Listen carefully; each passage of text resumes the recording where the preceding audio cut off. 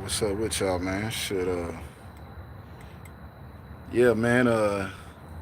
Man, I've said it before, man. Every time I get on here, man, I like to set. My bad. Anyways, I just like to do these little lives, man. For I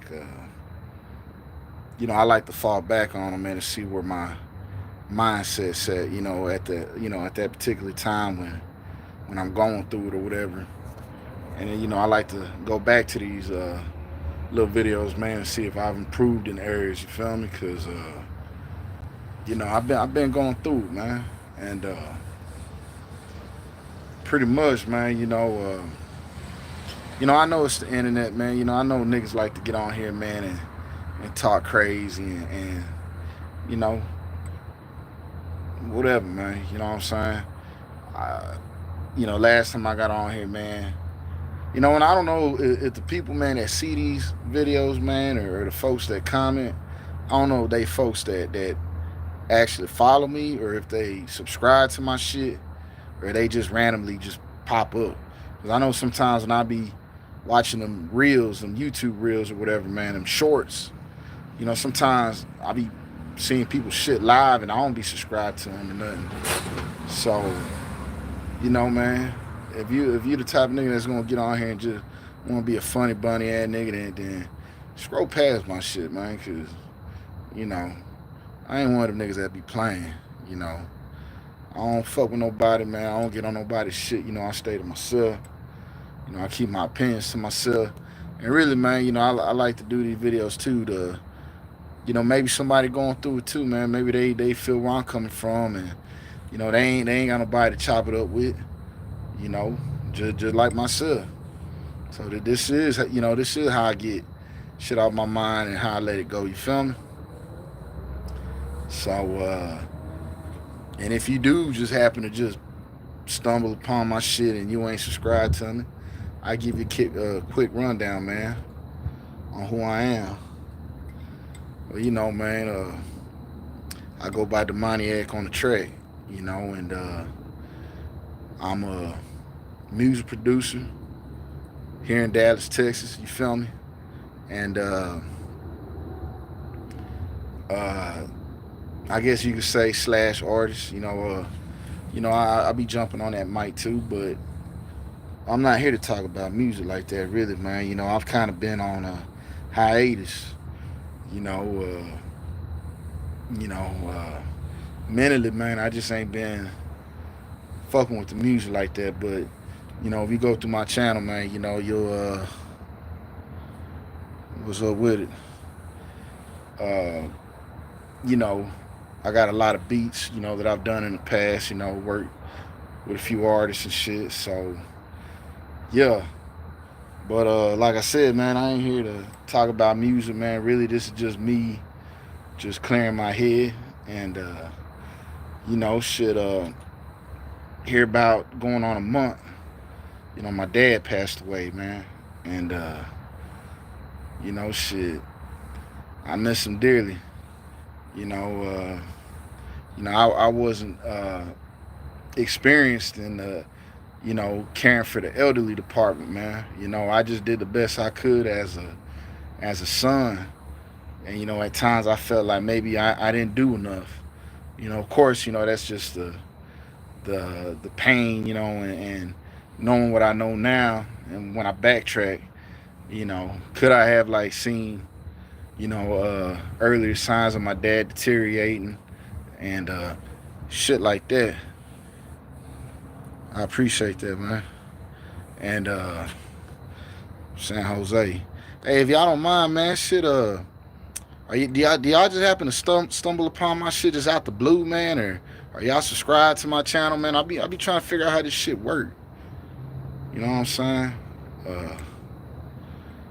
But yeah, man, shit. If you could let me know something, man, shit, I appreciate that. But yeah. So like back to what I was saying, man. My dad died on about a week after his 85th birthday, and it was just me and him here at the crib, man. I moved in with him So I moved in with my pops, man, in 2013. And hold on one second. Stop. Sit down.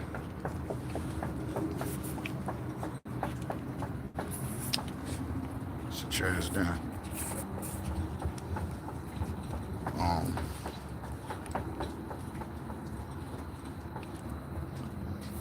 but yeah. Back to what I was saying. So I moved in with my pops, man, in 2012 actually. My dad was so my dad was incarcerated, man. He did about 15 years, in the federal penitentiary, man. And when he got out, shit, my dad went in as an elder man and came out as an older man. So, by the time I got around to him, man, shit, my dad was well into his late 60s, maybe. Um, so yeah, man.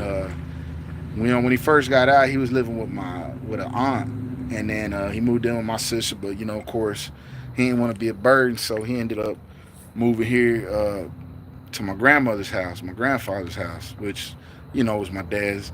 And so I moved in with him, man, around 2012. He got out of prison, I want to say, in '04. So I was already grown by that time, about 20, 21, 22, something like that. So I only spent, man, 12 years with my pops, man.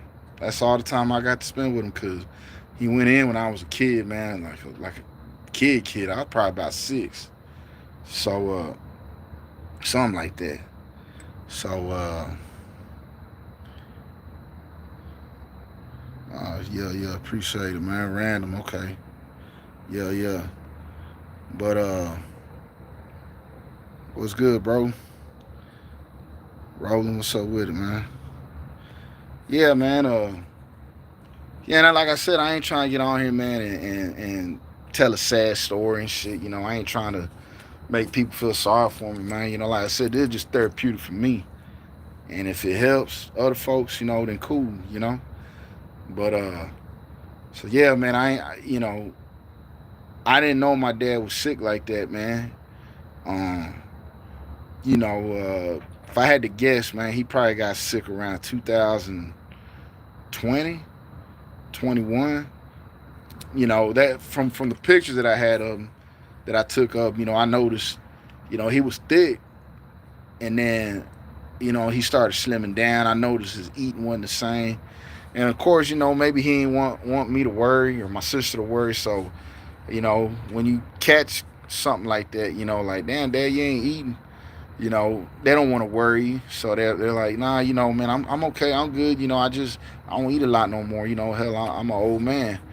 That's what he would always say. And but yeah, if I had to guess, man, that's how it started.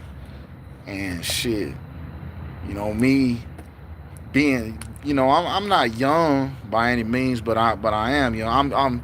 I'm young, but I ain't old, and I'm old, but I ain't young. I'll be 40 in December. So over the years, man, I'm still trying to step out and do me. I'm still trying to have a good time, and because I don't really get out like that. I just go to work and come home, and but there were times, when a couple homeboys hit me up, hey man, let's go have a drink. So I could never really enjoy myself 100%, because I'd always be thinking about my pops, being here at the crib by himself and shit, shit like that, man. Yeah, for sure, man. Appreciate that, Moose. But yeah, man.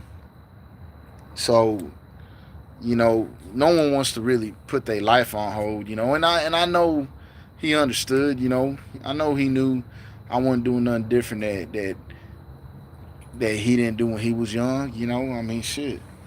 You get one shot at this motherfucking life, so yeah, I was trying to, step out here and there. You work hard all week, you want to turn up a little bit, so um, but yeah, it was always in the back of my mind, like, damn, my pops, he had the crib by himself, and so yeah, man, one thing led to another, man, and he started always complaining about this hurting, that hurting. But, in his mind and in my mind, I'm just thinking, and you old, Dad. Arthritis is a motherfucker, man. Your bones get brittle. You should. I mean, to be real with you, you should start shutting down on him. But you don't ever sit there and think that, oh, he dying. And us as people, man, we tend to tell ourselves like, oh man, he ain't going nowhere, man. He gonna be around forever. He good. And that's where we wrong, man, because you never know, when it's your time. And now that I think about it, man, now that he's gone, and I've had plenty of time to sit here and reflect back on it, man. Like, I wish I'd have been more.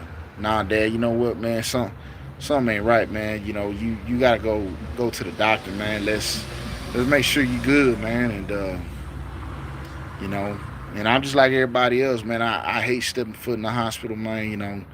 Your mind start getting the best of you, man. You start thinking this and that, but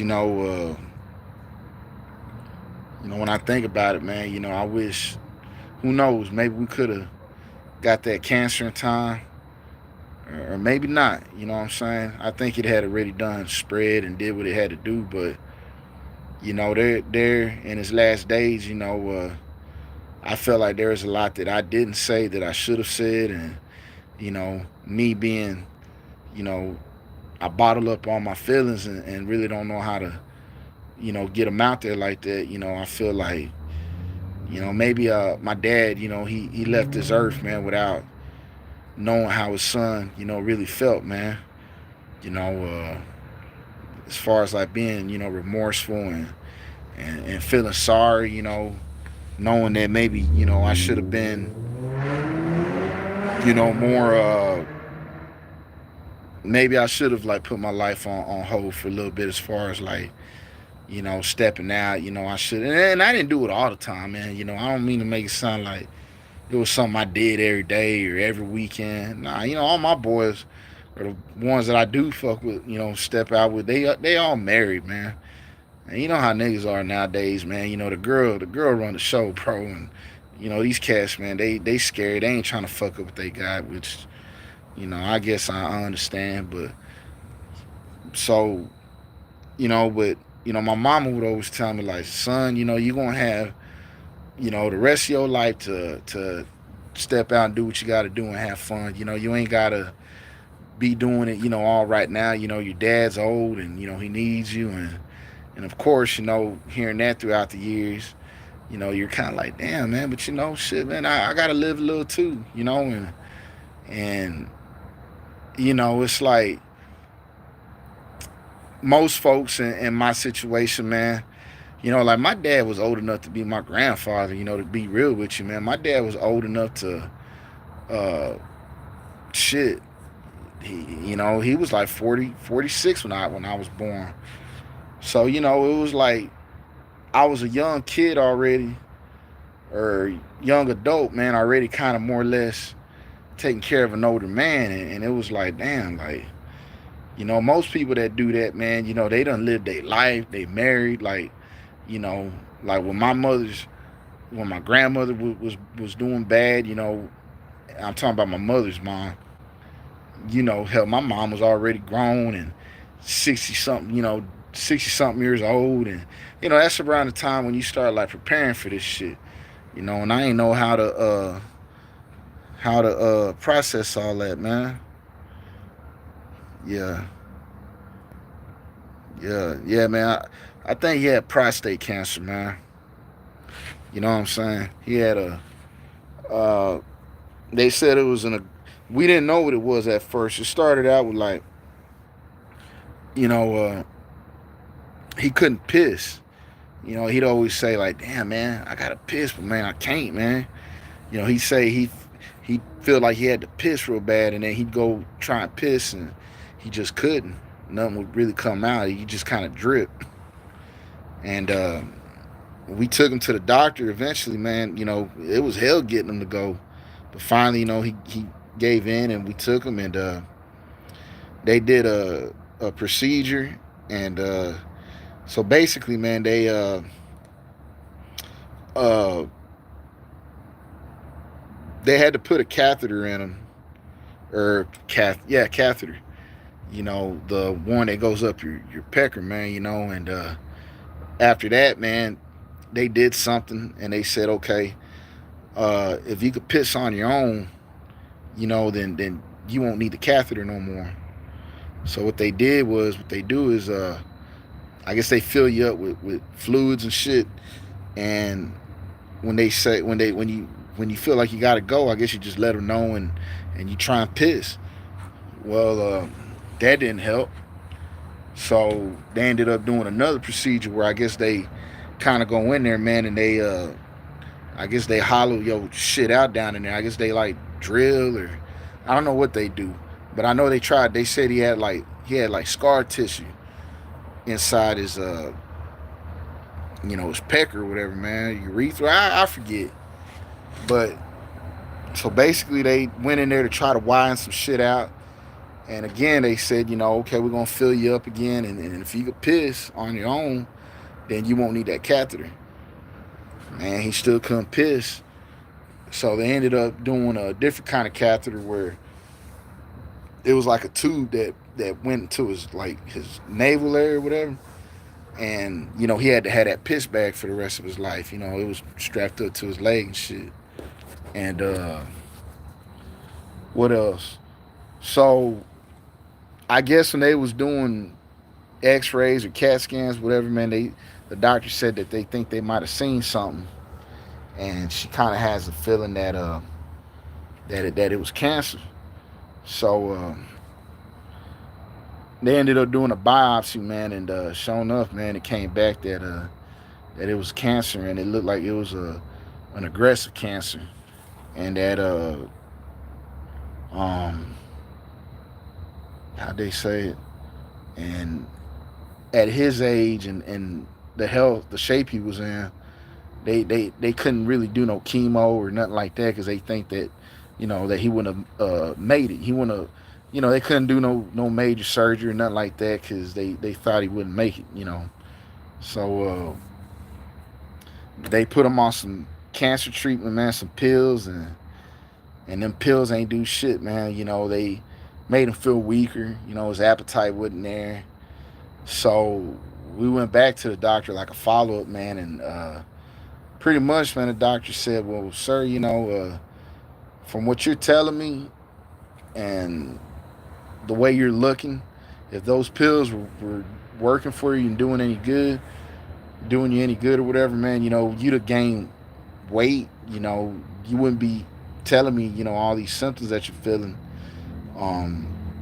So, I think at this point, the medication's not working. So, I think right now, our main focus is just making you as comfortable as possible. Those were her exact words. So, in my mind, I was like, well, shit, you writing off my dad. You sending him home to die.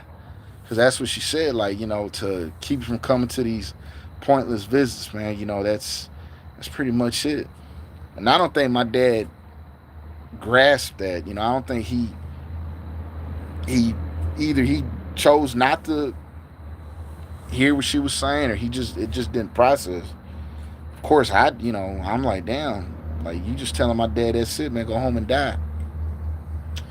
And he ended up moving in with my sister, because I work during the day. I work construction, and at least in my sisters, there's somebody always home 24/7. They could do what they, help him out with whatever he needs and shit. And so he ended up moving in with my sister, man. And like 3 months from that last doctor visit, man, I want to say, yeah, that fast, man, that he was gone.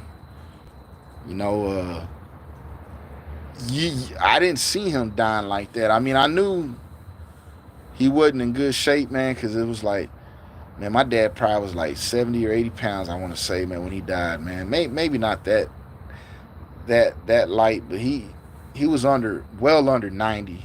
Maybe, maybe right at 80 something. I don't know. But, yeah, man, he was just emaciated, man, just so skinny, man. Like, I'm talking about, you could see, like, he basically looked like a corpse, man. He just looked like skin on bones, man. Like not an ounce of muscle, ounce of fat, nothing, man. Just what stuck out to me, man, what kind of fucked me up, man, was when he be laying on his back, man. You know, you can see his whole rib cage, just like, man, his rib cage be way up here in his fucking stomach, man, be so sunken in, like, man, it was horrible, man. And yeah, man, I think those are like the images I can't get out of my head, man. And he went from talking and still being aware to so fast, like within that week, man. You know, I noticed, man, I'd be talking to him, and I don't know if maybe it was the morphine that hospice nurse would give him, but he'd kind of like, you'd be talking to him, and he'd acknowledge you and he'd hear you, but then when he would respond back to you, it'd be like some off the wall ass shit. You know, for a minute I thought he had like dementia or something, man, because you know he didn't know he had a sister, you know, a brother. You know, his mind had it would come and go, but I think it was just being doped up, and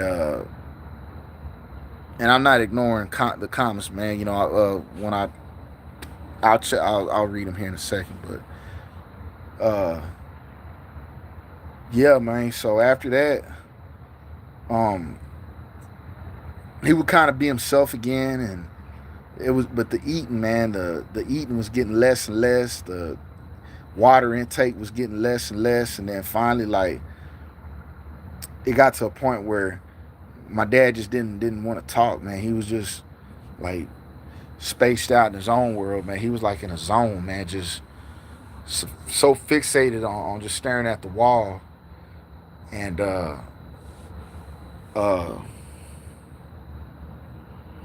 and then it got to a point, man, where like, and this is all within a week span, bro. And then like the next day I go over there, I notice my dad would just he'd be asleep with his mouth wide open, man, and then he'd wake up and his mouth would be wide open, and when he would try to talk, you know, his mouth would be wide open. You could barely make out what he was saying. And my mom, you know, she did tell me, like, you know, when they're just laying there with their mouth wide open like that, man, usually, you know, that's when it's almost that time. So I remember that day. I went back to work the next day. No, I told I called my boss man up and I said, hey man, to be real with you, man, I don't think I'm gonna make it into work tomorrow, man. You know, I think my he's going down already, and uh, from like that day forward, man, actually, yes sir. Oh, what's up, man?